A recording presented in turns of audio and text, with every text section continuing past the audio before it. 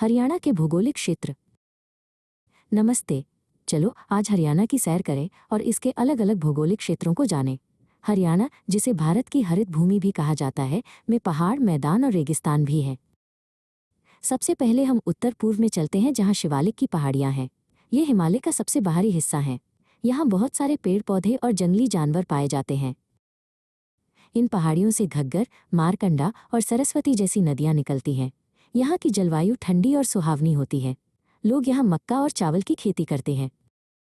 अब हम हरियाणा के सबसे बड़े हिस्से, विशाल मैदानों में आते हैं।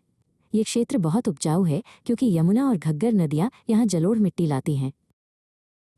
मैदानों को दो भागों में बांटा गया है, खादर और बांगर। खादर नदी के पास का नया और उपजाऊ क्षेत्र है, जबकि बांगर पुराना और कम उपजाऊ क्षेत्र है। इस उपजाऊ मैदान के कारण ही हरियाणा को भारत का अन्न भंडार कहा जाता है। यहाँ गेहूं, चावल, गन्ना और कपास की भरपूर खेती होती है। चलो अब दक्षिण की ओर चलें। यहाँ हमें दुनिया की सबसे पुरानी पर्वत श्रृंखलाओं में से एक अरावली की चट्टानी पहाड़ियाँ मिलती हैं। ये क्षेत्र खनिजों से भरपूर है। यहाँ की जलवायु गर्म और शुष्क होती है। इन पहाड़ियों में तेंदुए और नीलगाय जैसे जानवर रहते हैं।